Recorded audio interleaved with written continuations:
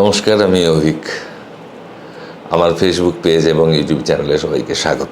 यदा यदा हि धर्मस्य ग्लानिर्भवति भारत अभ्युत्थानम् अधर्मस्य तदात्मानं सृजाम्यहम् परित्राणाय साधूनां विनाशाय च दुष्कृतां धर्म संस्थापनार्थाय संभवामि युगे युगे।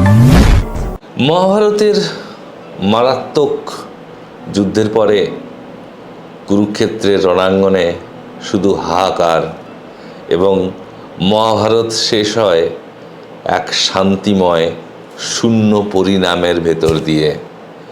প্রথমে কৃষ্ণের দাদা বলরাম, তারপরে শ্রীকৃষ্ণ ভগবান হয়েও পরলোক গমন করলেন। মহাপ্রস্থানের পথে বেরিয়ে সত্যবাদী যুধিষ্ঠির হারালেন তার 4 পাণ্ডব ভ্রাতা এবং প্রিয়া দ্রৌপদীকে।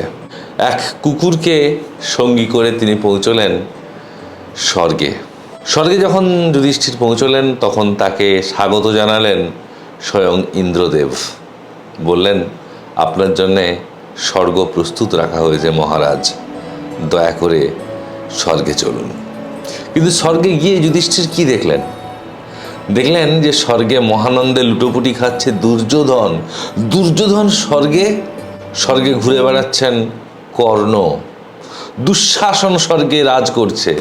যুধিষ্ঠির মাথা নাড়ছেন, বলছেন, না না না না না, আমার ভাই কোথায়?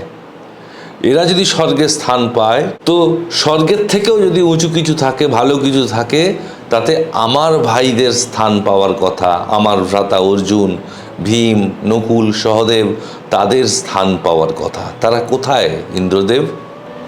ইন্দ্র বললেন, তাদেরকে দেখবেন? যুধিষ্ঠির বললেন, অবশ্যই। ইন্দ্র বললেন, মনকে শক্ত করুন, কিন্তু আপনাকে এক ভয়ঙ্কর মারাত্মক বাস্তবের মুখোমুখি হতে হবে। তার থেকে যেটা পাচ্ছেন সেটাকেই উপভোগ করুন। যুধিষ্ঠির বললেন, না, আমি আমার ভাইদের, আমার প্রিয়াকে না দেখে আমি শান্তি পাব না। ইন্দ্রদেব বললেন, তাই হোক। এরপরে এক সংকীর্ণ অন্ধকার প্রতিগন্ধময় গলির ভেতর দিয়ে, চারিদিকে হাহাকার চিৎকারের ভেতর দিয়ে এক অন্ধকার রাজ্যে হাজির হলেন যুধিষ্ঠির। তাকে পথ দেখিয়ে নিয়ে গেল যমরাজ স্বয়ং। এবং সেখানে তিনি দেখলেন সেই ভয়ঙ্কর চিৎকার এবং অগ্নিকুণ্ডের মধ্যে শাস্তি পাচ্ছে তার ভাই নকুল, সহদেব, ভীম, অর্জুন এবং তার প্রাণপ্রিয় পাঞ্চালী। এরপর যমরাজ তাড়া দিলেন যুধিষ্ঠিরকে, বললেন, মহারাজ, আপনি সত্যবাদী, এ স্থান আপনার জন্য নয়। যা দেখার দেখে নিয়েছেন। আপনার জন্য তো অনন্ত সুখভোগ রয়েছে, স্বর্গ রয়েছে। আপনি কেন নরকে বসে আছেন? আপনার ভাইয়েরা তারা তাদের কর্মফল ভোগ করছে। আপনি কেন এই ঝঞ্ঝাটে জড়াতে যাবেন? চলুন, আপনার জন্য স্বর্গ রয়েছে। যুধিষ্ঠির খানিকক্ষণ ভেবে বললেন যে, না, আমি নরকেই থাকতে চাই, যেখানে আমার ভাই রয়েছে, যেখানে আমার স্ত্রী রয়েছে, যাদের জন্য 5টা গ্রাম চেয়েছিলাম। সেই ভাইয়েরা থাকবে নরকে, আর আমি একা স্বর্গের সুখভোগ করব। এত স্বার্থপর আমি নই। আমাকে নরকেই জায়গা দিন। আপনি ঠিক বলছেন। যুধিষ্ঠির বললেন, আমি ঠিক বলছি। আমি সজ্ঞানে এবং ভেবেচিন্তে ঠিক বলছি। এই নরকই আমার কাছে স্বর্গ। যেখানে আমার ভাই আছে, যেখানে আমার স্ত্রী রয়েছে, সেটাই আমার কাছে স্বর্গ।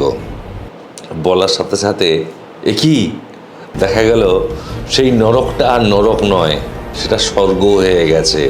এবং স্বয়ং ইন্দ্র হাজির হলেন এবং ইন্দ্র যুধিষ্ঠিরকে বললেন, আমি আপনার একটা ছোট্ট পরীক্ষা নিচ্ছিলাম।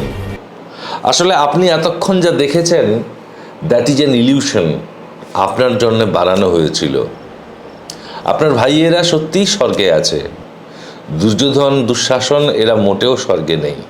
কিন্তু আপনার জন্য একটা ইলিউশন বানিয়েছিলাম, এটা দেখার জন্যে যে আপনি কাকে প্রায়োরিটি দেন, আপনার সম্পর্ককে নাকি আপন স্বার্থপরতায় নিজের স্বর্গ লাভকে। আজকে বুঝতে পারলাম মহারাজ, কেন আপনি ধর্মপুত্র। চলুন, সত্যিকারের স্বর্গে চলুন। সেখানে আপনার ভাই, আপনার স্ত্রী, আপনার জন্য অপেক্ষা করছে।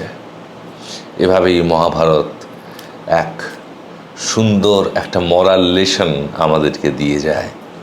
কি মরাল লেসন? মরাল লেসনটা এটাই, স্বর্গ বা নরক কোনো বিশেষ জায়গা নয়, কোনো বিশেষ স্থান নয়। এমনটা নয় কি স্বর্গ উপরে রয়েছে আর নরক মাটির তলায় রয়েছে, এমনটা নয়। স্বর্গ বা নরক দুটোই হচ্ছে একটা মানসিক অবস্থা। আপনি মনের মধ্যে স্বর্গ তৈরি করতে পারেন, আপনি নিজের ঘরে স্বর্গ বানাতে পারেন, আর চাইলে ঘরকে নরক বানাতে একটা মুহূর্ত সময়ও আপনার লাগবে না। মানুষের মাঝেই স্বর্গ নরক, মানুষের মাঝেই সুরাসুর।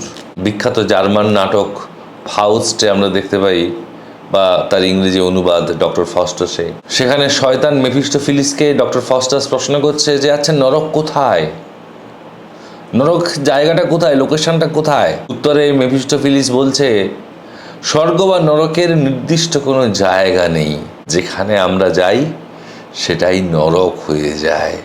আমরা কাকে চুজ করব? আমরা স্বর্গ তৈরি করব ভালোবাসা দিয়ে, কৃতজ্ঞতা দিয়ে, নাকি স্বার্থপরতা আর হীন মনোবৃত্তি দিয়ে একটা নরক বানাবো নিজের মনের মধ্যে, এবং নিজের জেলাসির আগুনে নিজে তপ্ত হব, দগ্ধ হব? The choice is ours. আসুন না, চাইলে আমরা স্বর্গ গড়তে পারি। স্বর্গ আমাদের হাতেই রয়েছে, কারণ ঈশ্বর তার নিজের মতো করে মানুষ সৃষ্টি করেছিলেন। মানুষের ক্ষমতা ঈশ্বরের থেকে কম কিছু নয়। আপনি আপনার মনে কাকে স্থান দেবেন তার উপরেই নির্ভর করে আপনি স্বর্গে আছেন না নরকে আছেন। ভালো থাকবেন, পৃথিবীতে থেকেই স্বর্গীয় আনন্দ উপভোগ করুন। নমস্কার।